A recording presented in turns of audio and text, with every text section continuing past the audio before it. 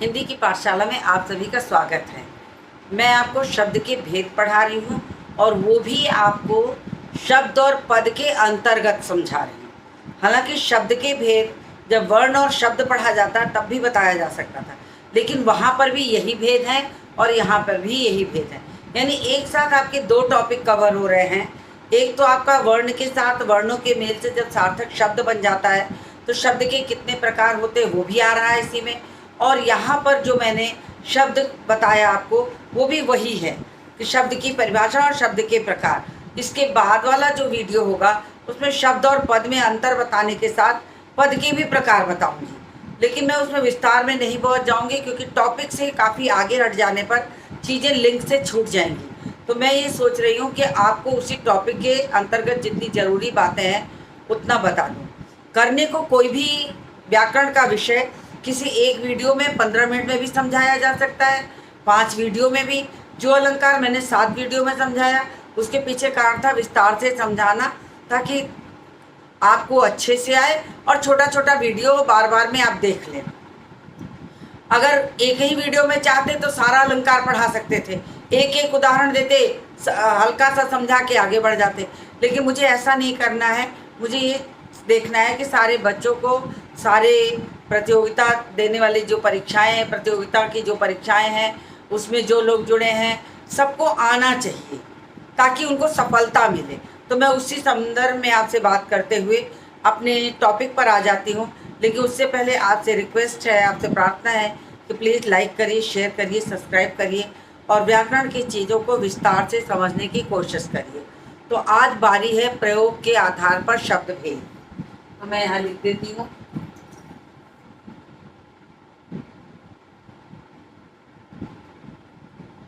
प्रयोग के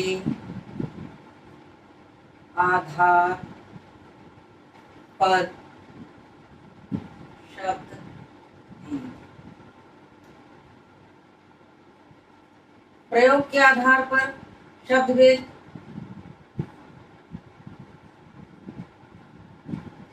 आधार पर शब्द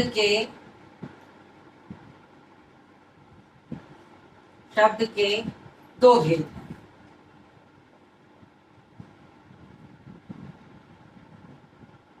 पहला विकारी शब्द, दूसरा अविकारी शब्द। अब प्रश्न ये उठता है कि विकारी शब्द क्या होता है और अविकारी शब्द क्या होता है। ये जानना बहुत जरूरी है। हमारे पास जितने तरह के पद होते हैं उन पदों में कुछ पद विकारी होते हैं और कुछ अविकारी होते हैं। आपको ये ध्यान में रखना होगा कि कौन से पद विकारी होते हैं या विकारी किसे कहते हैं। विकारी का मतलब होता है जिन शब्दों में लिंग, वचन और कारक के अनुसार परिवर्तन होता है उन्हें हम विकारी शब्द कहते हैं। परिवर्तन कहने का मतलब, जैसे अगर हम कहते हैं लड़का खाना खाता है तो अगर लड़की रहेगी तो लड़की खाना खाती है, क्रिया परिवर्तित हो जाएगी, यानी कि क्रिया जो है विकारी है। संज्ञा इधर परिवर्तित हुई तो क्रिया अपने आप परिवर्तित हो गई। वचन परिवर्तित होगा तो क्रिया परिवर्तित हो जाएगी। तो ये ध्यान में रखना, परिवर्तन होने का जो नियम है वही विकार है। विकार शब्द जो है यानी बदलाव। विकार शब्द का जो मतलब है, विकार का मतलब यहाँ व्याकरण की दृष्टि से देखा जाए तो बदलाव है, यानी उस शब्द में कोई बदलाव होता है अथवा नहीं होता है, तो ये बदलाव है। अब विकारी शब्द, इसके मतलब क्या हो गया, विकारी शब्द हो गए जिनमें बदलाव होता है वो विकारी है और जिनमें बदलाव नहीं होता है वो अविकारी है। तो उसको समझाने के साथ साथ मैं आपको बताती हूँ, परिभाषा लिखते हुए समझाती हूँ। विकारी और अविकारी शब्द तमाम प्रतियोगिताओं में पूछा जाता है, किसे कहते हैं, कौन से होते हैं, कोई उदाहरण दे दिया गया, उससे पहचानिए कि ये विकारी है कि अविकारी है। विकारी शब्द वे शब्द हैं जिनमें लिंग, वचन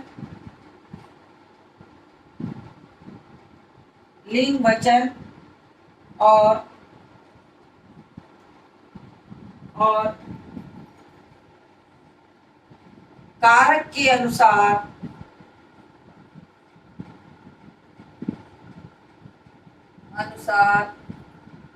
परिवर्तन होता है उसे विकारी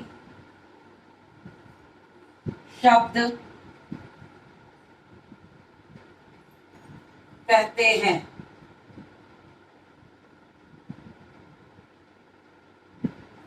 जैसे संज्ञा, सर्वनाम,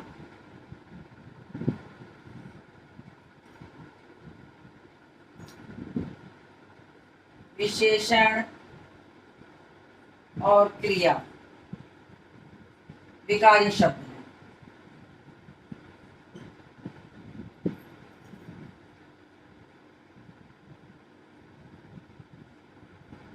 क्रिया विशेषण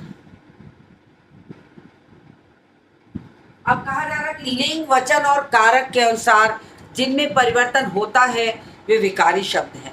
लिंग के अनुसार मैं एक उदाहरण देते हुए समझाती हूँ। जैसे राम खाना खाता है, लेकिन स्त्रीलिंग हुआ तो सीता खाना खाती है। वचन के अनुसार देखिए, लड़का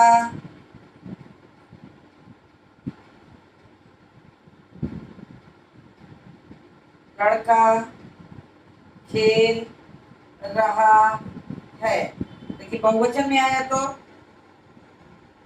लड़के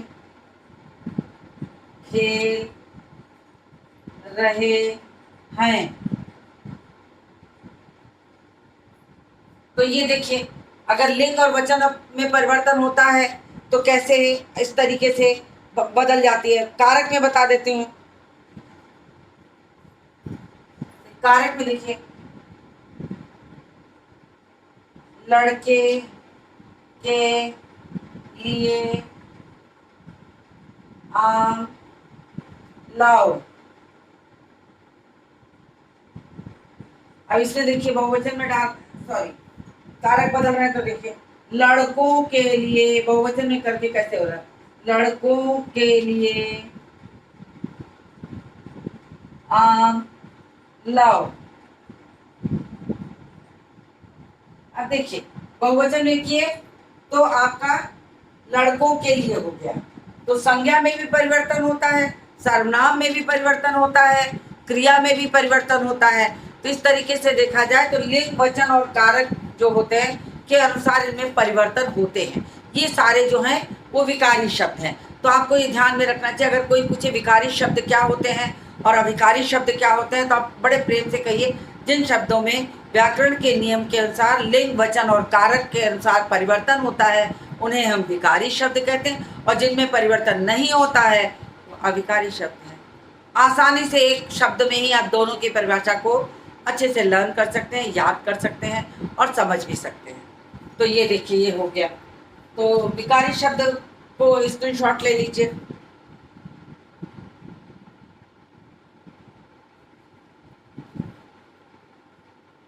मैं इसको रब करूंगी, आपको इसके आगे इसकी जरूरत नहीं है, तो मैं रब कर देती हूँ।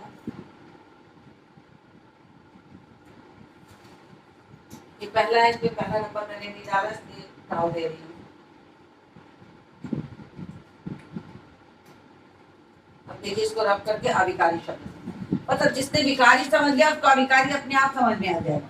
विकारी का मतलब जिनमें विकार हो यानी बदलाव हो, अविकारी का मतलब जिनमें बदलाव न हो। सीधे सरल भाषा में यदि कहा जाए बिना व्याकरण के, तो भी आपको ये समझ में आ जाएगा कि विकारी और अविकारी में क्या अंतर है। जिनमें लिंग, वचन, कारण के अनुसार परिवर्तन होता हो वो विकारी हैं, और जिनमें परिवर्तन नहीं होता वो अविकारी हैं। तो अविकारी शब्द नोट करिए।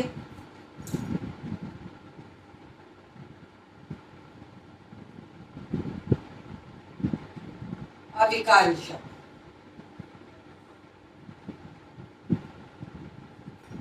जिन शब्दों में लिंग, वचन और कारक के अनुसार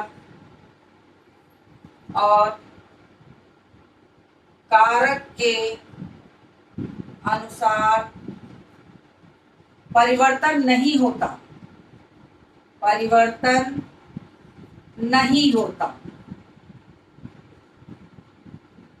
मैं अंडरलाइन कर दे रही हूँ ध्यान देने के लिए। उसमें परिवर्तन होता है और इसमें क्या होता है, इसमें परिवर्तन नहीं होता। उसे अविकारी शब्द कहते हैं। अविकार, अ प्लस विकार, यानी बदलाव न होना। इतने से भी आप चाहें तो परिभाषा को आसानी से निकाल सकते हैं। इतने खाली आप ये याद कर लीजिए तो आप आसानी से परिभाषा को निकाल सकते हैं कि हाँ कैसे जिनमें बदलाव नहीं हो रहा वो अविकारी है और जिनमें बदलाव हो रहा है वो विकारी है। कहते हैं जैसे, अब मैंने उसमें लिखा था संज्ञा, सर्वनाम, विशेषण और क्रिया। इसमें क्रिया विशेषण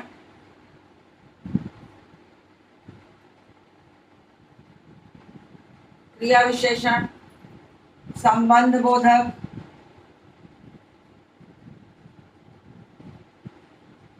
समुच्चय बोधक,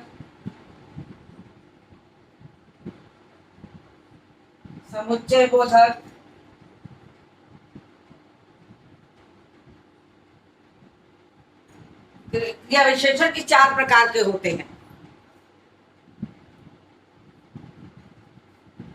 समुच्चय बोधक, विस्मयादि बोधक।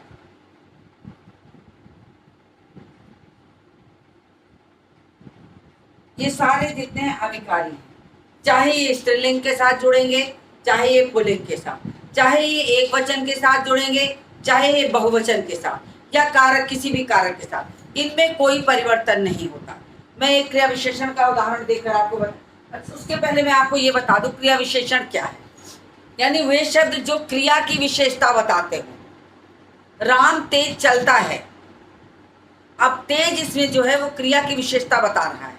राम तेज चलता है तो तेज क्या है, वो क्रिया की विशेषता बता रहा है, तेज चलने की प्रक्रिया को बता रहा है, तो ये क्रिया की विशेषता हो गया। तो देखिए इसको, राम तेज चलता है, सीता तेज चलती है, क्रिया में परिवर्तन हुआ, चलता का चलती हो गया, लेकिन तेज में कोई परिवर्तन नहीं आया। अब देखिए मैं लिख के दिखाती हूँ। जैसे राम तेज चलता है। दूसरा उदाहरण, सीता तेज चलती है। अब देखिए दोनों शब्दों में क्रिया विशेषण शब्द क्या है, चलने की विशेषता बता रहा तो वो तेज है, लेकिन यहाँ पुल्लिंग के साथ लगा, यहाँ स्त्रीलिंग के साथ लगा, लेकिन न पुल्लिंग के साथ में कोई परिवर्तन हुआ, न स्त्रीलिंग के साथ परिवर्तन क्रिया में हुआ क्योंकि ये विकारी शब्द है, लेकिन परिवर्तन क्रिया विशेषण में नहीं हुआ क्योंकि ये अविकारी शब्द है। तो मुझे उम्मीद है आपको अच्छे तरीके से समझ में आ गया होगा। इसी तरह वाक्य में जितने समुच्चय बोधक लिखते हैं, और, यदि, तो, लेकिन, किंतु, परंतु, जितने समुच्चय बोधक हैं उनमें भी कोई परिवर्तन नहीं होता। किसी भी लिंग के साथ लगाइए, किसी भी वचन के साथ लगाइए, वो वैसे के वैसे रहते हैं और उसमें कोई परिवर्तन नहीं। फिर क्या विस्मयादि बोधक में भी, विस्मयादि बोधक चाहे एक वचन के साथ लगाइए, चाहे बहुवचन के साथ लगाइए, चाहे स्त्रीलिंग के साथ लगाइए, चाहे पुल्लिंग है, उसमें कोई परिवर्तन नहीं।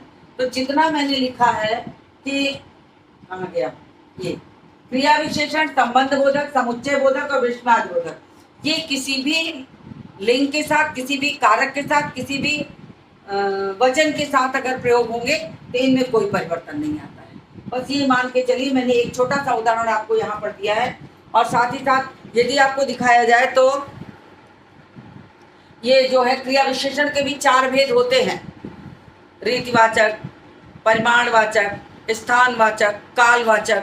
तो आपको वो भी पढ़ाया जा सकता है इसी समय, लेकिन चूंकि विषय को यदि विस्तार देना चाहेंगे तो बहुत बड़ा हो जाएगा, और आपको जितना मैंने प्रयोग के आधार पर ज़रूरत की चीज़ें थी वो सारी यहाँ बताई, कुछ भी छोड़ा नहीं है। तो मुझे उम्मीद है कि आपको प्रयोग के आधार पर शब्द के दोनों भेद, विकारी और अविकारी, अच्छी तरह समझ में आ गए होंगे। इसके बाद के टॉपिक में मैं पद समझाऊंगी, फिर शब्द और पद का अंतर समझाऊंगी। तो ये मेरा शब्द और पद का जो टॉपिक है, विषय है, ये कंप्लीट हो जाएगा। उसके बाद मैं अनुस्वार, अनुनासिक या कोई और टॉपिक भी उठा सकती हूँ। तो आप मेरे साथ बने रहिए। प्लीज़ लाइक करिए, शेयर करिए, सब्सक्राइब करिए, और इसके आगे के पार्ट को समझने के लिए मेरे अगले वीडियो में भी बने रहिए। तो thank you all of you. मैं इस वीडियो को समाप्त करती हूँ और मिलती हूँ आपसे अगले वीडियो में।